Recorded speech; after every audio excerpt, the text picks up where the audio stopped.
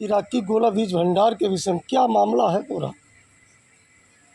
देखो जी, चिंता का विषय है कि हमारा जो संगठन बना था भ्रष्टाचार के खिलाफ बना था कि हम लोग भ्रष्टाचार के खिलाफ लड़ाई लड़ेंगे, भ्रष्टाचार का विरोध करेंगे।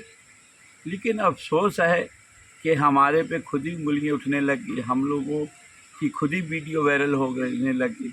तो बड़ा चिंता का विषय है और हमारे राष्ट्रीय नेता टिकैत साहब जी इस पर तुरंत का संज्ञान लेंगे। दूध का दूध, पानी का पानी, मुझे उम्मीद है करेंगे। उस वीडियो में पैसे के लेन देन को दिखाया जा रहा है कि मतलब अवैध वसूली को लेकर।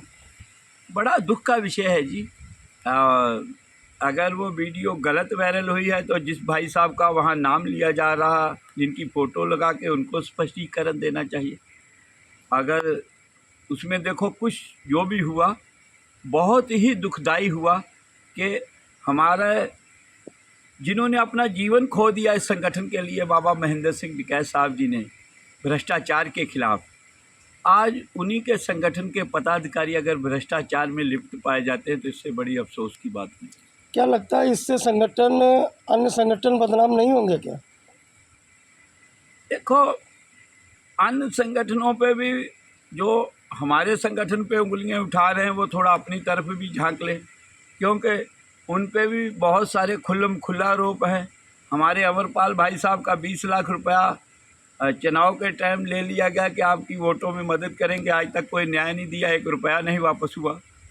और मेरा ये मानना कि अगर हम एक उंगली दूसरे की तरफ करते हैं तो 4 उंगली हमारी तरफ भी होता है। थोड़ा अपना भी ख्याल रखना चाहिए कि हम कितने साफ पाक हैं, उसके बाद हमको दूसरे की आलोचना करनी चाहिए। अभी एक मसला बिहार में हुआ है, जो पहली बारिश या दूसरी बारिश में पुल ढह गया है। क्या है बिहार का पूरा मामला? बाबू जी, आप एक पत्रकार बंधु हैं, बड़ी खुशी हुई कि आपने एक बहुत अच्छा विषय छेड़ा है। मैं हमारा पूरा हिंदुस्तान का किसान और मजदूर खुले मंच से कह रहा, हम लोग तो 13 महीने दिल्ली पे इसीलिए धरना दिया कि ये सरकार बीजेपी की पूरी तरह भ्रष्ट है, केंद्र की सरकार। और उसका छोटा सा एक नमूना बिहार में दिखा कि पहली बार में 7 पुल ढह गए। तो मेरी तो बाबा योगी जी से अपील है कि भाई आप अच्छे मुख्यमंत्री हैं, हमारे देश में अच्छी लैंड ऑर्डर किया है, लेकिन अब बुलडोजर नीतीश कुमार जी पे चलाएंगे कि सेंटर सरकार पे चलाएंगे? 7 पुल बह जाने और गरीबों के टैक्स का पैसा, खून पसीने की कमाई, दोस्तों इससे बड़ा दुख नहीं हो सकता। लेकिन मैं फिर कहता हूँ, जब कभी जांच होगी तो बीजेपी के बड़े बड़े अधिकारी उम्र कैद की सज़ा काटेंगे। इन्होंने पूरे देश को बेच के कुछ पूंजीपतियों को दे दिया, पूरे देश को बर्बाद कर दिया। मेरे नौजवान को आज कोई रोज़गार नहीं, और मेरी सेना बहुत बड़ा है, उसको अगनवीर बना के 4 साल की नौकरी में, 4 साल में तो भाई साहब आदमी ट्रक की ड्राइवरी भी नहीं सीख पाता, और आर्मी तो एक देश बचाने की बात है। मुझे लगता कि ये जो सरकार है इसके पास सोच नहीं, हिंदू मुस्लिम के अलावा, दंगे फसाद के अलावा इसके पास कुछ नहीं।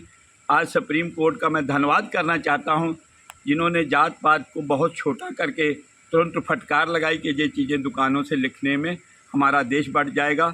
हम सुप्रीम कोर्ट पे जो बड़े बड़े भगवान के रूप में जज बैठे हैं, मैं उनको नमन करता हूँ, उनको सिर झुकाता हूँ, और मुझे ये उम्मीद है कि आइंदे भी हम ऐसे गरीब और पूरे देशवासियों को उन्हीं से न्याय मिलना है। ये बीजेपी से तो कोई न्याय नहीं। ये ऐसे कानून लाई है कि जो निर्दोषों को जेल में डाल देंगी। अगर इनकी दम है तो उन लोगों को जेल में डाले ना, जो हमारा 2200 वाला धान 800 में 900 में गोला में खरीद रहे हैं। 60 धान में क्या कमी? चावल भी वही है, धान भी वही है। आज हमारे देश का किसान जिसने रात दिन जाग के महंगी दवाइयाँ, महंगा डीजल जला के धान पैदा किया, गोला गोकर्ण की नगरी के शंकर जी के यहाँ हम लोगों को 800-900 रुपये में लूटा जा रहा, और 2 रुपया नकदी काटी जा रही, और 2 किलो क्विंटल की कर्दा काटा जा रहा। दोस्तों, इससे बड़ा भ्रष्टाचार और क्या होगा? हम लोग रात दिन जागते हैं, हमको सांप काट खाए, हमको कुछ बीमारी मार दे, उसके बाद हम लोगों का धान चोरों की तरह 3 तिहारे पे लूटा जा रहा। ना कोई डीएम साहब देख रहा, ना कोई एसडीएम साहब देख रहा, क्योंकि चोरों का एक बहुत बड़ा संगठन है आपस में।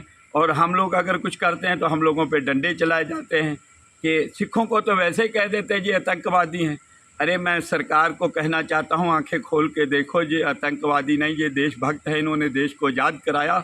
हमारी ही कौम ने भगत सिंह जी को जन्म दिया, गुरु गोविंद सिंह को दिया। जो मुगलों से मुक्ति मिली, अंग्रेज़ों से मिली, आज हमें भ्रष्ट कह रहे हो। आपको ईश्वर सतबुद्धि दे और सही देखने की नज़र दे। हम लोग भ्रष्ट नहीं, हम लोग देश के सेवक हैं, सेवक बन के रहेंगे।